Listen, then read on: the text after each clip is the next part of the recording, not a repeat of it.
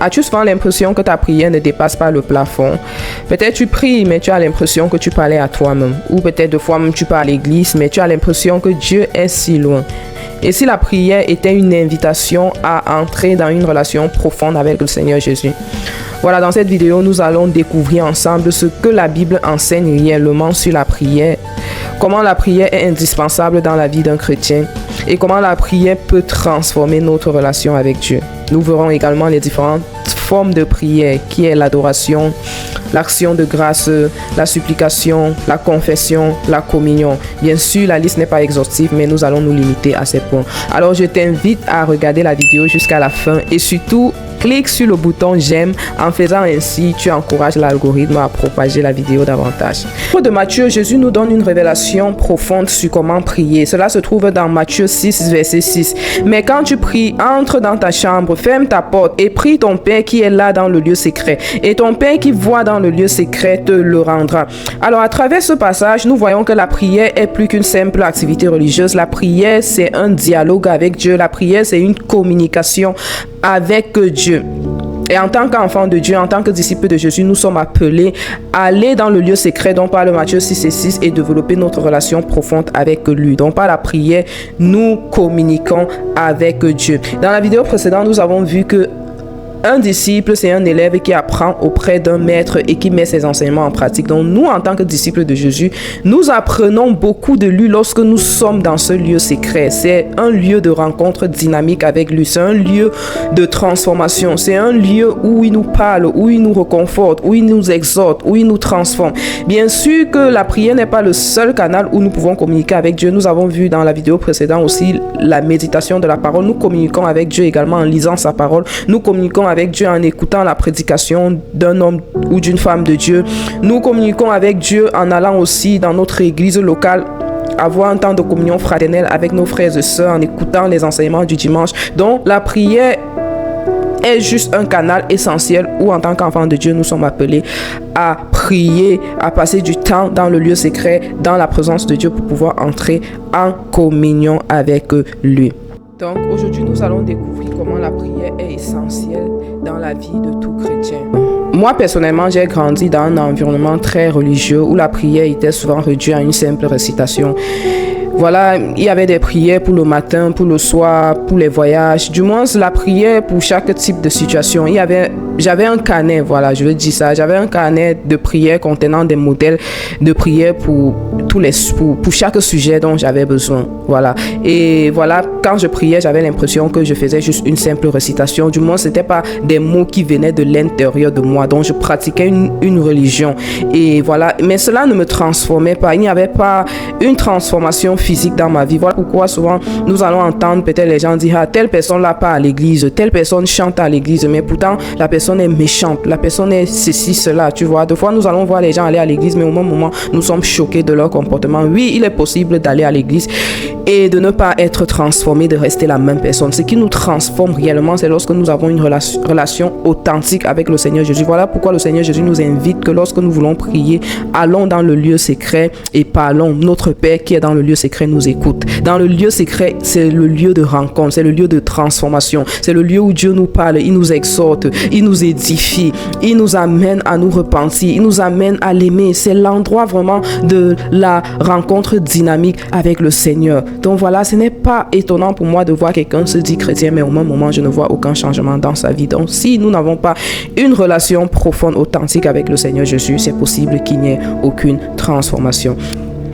La prière est l'un des canaux essentiels que nous utilisons pour communiquer avec notre Dieu. Et voilà, nous allons voir plusieurs formes de prière et nous allons commencer par la louange. Donc, il y a des moments où nous partons dans le lieu secret juste pour louer notre Dieu. Parce qu'il est le monarque de l'univers, il est l'auteur de la création, il est le roi des rois, il est celui qui règne de génération en génération. Et dans le livre d'Ésaïe 25 verset 1, la parole de Dieu dit: tu es mon Dieu, je proclamerai ta grandeur, je célébrerai ton nom, car tu as accompli des merveilles. Oh, il s'agit du grand roi, il s'agit du grand Dieu, il s'agit de celui en qui rien n'est impossible, celui qui dit et la chose arrive, celui qui ouvre une porte et personne ne peut fermer. Et lorsque nous entrons dans sa présence, nous oublions tout et nous avons nos yeux fixés sur lui. Sa crainte est établie en en nous, n'est-ce pas? C'est vrai, nous avons une relation de père et fils, n'est-ce pas? Mais lorsque nous le louons, sa crainte est en nous. Bien même qu'il soit notre père, mais il n'est pas notre égal, n'est-ce pas? Nous commençons à craindre son nom et nous le voyons dans sa grandeur, dans sa magnificence. Mais la bonne nouvelle, c'est qu'il est un père compatissant, il est un père miséricordieux, il est un père plein de grâce et il a toujours à donner à ses enfants. La parole de Dieu nous dit que Dieu siège au milieu de louanges. Nous pouvons voir le cas de Paul et Silas. Eux, ils étaient en prison. Pour ceux qui ont été déjà en prison, la prison, c'est un endroit où tu ne peux même pas souhaiter à ton pied ennemi. J'ai été en prison récemment pour rendre visite aux prisonniers. Vraiment, c'est un endroit horrible. Ma journée a été gâtée ce jour parce que je suis rentré de là avec une tristesse. Les prisonniers, j'ai vu comment ils souffrent là-bas. Ils ont un visage triste, froissé et tout. Beaucoup sont là, ils ne savent même plus quand ils vont sortir. Et c'était le cas de Paul et Silas. Mais dans la prison, l'atmosphère de la prison, ils se sont mis à louer leur Dieu et de la présence de Dieu a apparu là-bas et ils ont été libérés. Donc dans la louange et l'adoration, ils siègent au milieu et il y a la guérison, il y a la restauration, il y a la délivrance, il y a beaucoup de choses qui se passent lorsque nous le louons. Nous pouvons le louer en chantant ou en parlant. Je dis, oh Dieu, je te loue, je t'adore, tu es le Seigneur des Seigneurs, tu es celui qui est assis sur le trône élevé, à part toi il n'y a point d'autre Dieu. Ouais, je ne peux pas passer une journée sans louer le nom de mon Dieu. Donc voilà un point de prière essentiel, le louer, l'adorer, le célébrer pour ce qu'il est, pour sa grandeur, pour sa nature. Donc voilà. Et un autre point de prière, c'est l'action de grâce. Nous pouvons voir dans le livre de 1 Thessaloniciens, c'est rendez grâce en toutes choses, car c'est à votre égard la volonté de Dieu en Jésus-Christ. Voilà, la reconnaissance nous permet de nous souvenir de la fidélité de Dieu, n'est-ce pas?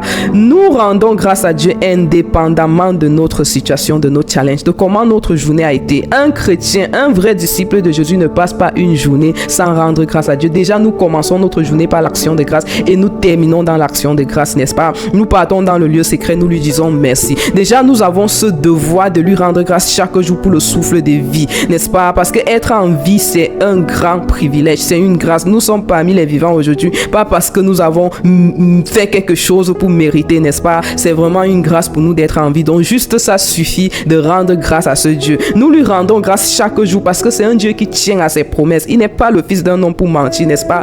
Aucun projet de malheur ne vient de Dieu, parce que d'habitude je vois certaines personnes, ils sont juste contents envers Dieu quand tout va bien dans leur vie. Quand tout va mal dans leur vie, ils commencent à accuser Dieu. Ah, si Dieu m'aime vraiment, pourquoi il permet cette situation? Si Dieu m'aime vraiment, pourquoi il fait ça? Et certains aussi, ils prient Dieu quand les choses vont aussi mal dans leur vie, quand ils ont des challenges, quand ils ont des situations compliquées, c'est là qu'ils pensent à Dieu. Ça ne marche pas comme ça. Quand tu es disciple de Jésus, n'est-ce pas, tu dois rendre grâce à ce Dieu chaque jour, n'est-ce pas? Et quand tu lui rends grâce devant chaque situation, il te comble de paix, il remplit ton corps, il remplit ton âme, il remplit ton esprit, il te rend joyeux. Il y a une puissance dans l'action de grâce, n'est-ce pas?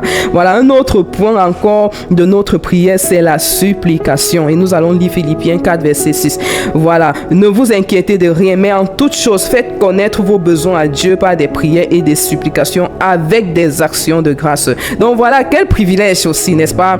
Dieu nous invite vraiment, c'est vraiment légal d'aller dans la présence de Dieu avec ses besoins. Dieu nous invite de venir dans sa présence, n'est-ce pas, pour lui faire connaître nos besoins. Donc il y a des moments comme ça où je me lève le matin, je pars dans le lieu secret juste pour soumettre mes propres besoins à Dieu, n'est-ce pas? Tu peux, dans chaque saison, peut-être tu es à la recherche de l'emploi, tu peux prier, tu peux aller communiquer à Dieu, tu parles avec lui comme tu parlais à ton père, tu dis, papa, me voici, je suis en train de rechercher le travail, s'il te plaît, fais-moi grâce d'un travail, n'est-ce pas? Peut-être tu es, voilà quoi, tous tes sujets, peut-être tu es malade, tu as besoin de la guérison, va dans le lieu secret, demande à Dieu de te guérir, n'est-ce pas? Peut-être tu traverses n'importe quel challenge. Donc nous avons ce privilège-là d'aller devant lui individuellement, en communauté, ou peut-être une église, ou voilà, donc chaque personne. Donc voilà, Dieu nous donne ce privilège de venir dans sa présence en dehors de le louer, de l'adorer, de lui rendre grâce aussi, de lui soumettre nos besoins. Est-ce que Dieu ne peut pas juste nous bénir? Certaines personnes vont dire, ah, Dieu il connaît déjà mes besoins, il n'a qu'à faire. Non, si Dieu connaît tes besoins, rien n'est surprenant pour lui. Mais Dieu veut une vie de relation avec nous, n'est-ce pas? Dieu veut communiquer avec nous. Voilà pourquoi il veut que nous coopérons avec lui. Quand tu demandes par exemple à Dieu, Seigneur, s'il te plaît, permets-moi d'acheter une maison. Demain, quand tu achètes une maison, tu sauras que ça, c'est le droit de Dieu. Et ça te donnera de lui rendre toute la gloire, parce que une chose que Dieu ne blague pas avec, c'est sa gloire, n'est-ce pas? Toute la gloire doit lui revenir. Donc Dieu veut que tu coopères avec lui pour qu'à la fin, quand tu regardes l'exaucement de tes sujets, de tes besoins, de tes supplications, tu peux dire, haut et avec assurance, avec foi, pas avec de doute, que vraiment j'ai demandé ça à Dieu, ça vient de Dieu, Dieu m'a béni avec ça et je veux lui rendre toute la gloire. Donc nous avons ce grand privilège de soumettre nos besoins à Dieu. Voilà, un autre point aussi de prière aussi, voilà, c'est un temps de communion. Dans le livre de Jacques 4, verset 8, la parole de Dieu nous dit: approchez-vous de Dieu et il s'approchera de vous, n'est-ce pas? Donc, et encore dans Jean 15, verset 4, demeurez en moi et je demeurerai en vous. Dans la communion est cette relation-là que nous développons avec le Seigneur. Donc il y a des moments où nous nous approchons de lui juste pour l'écouter.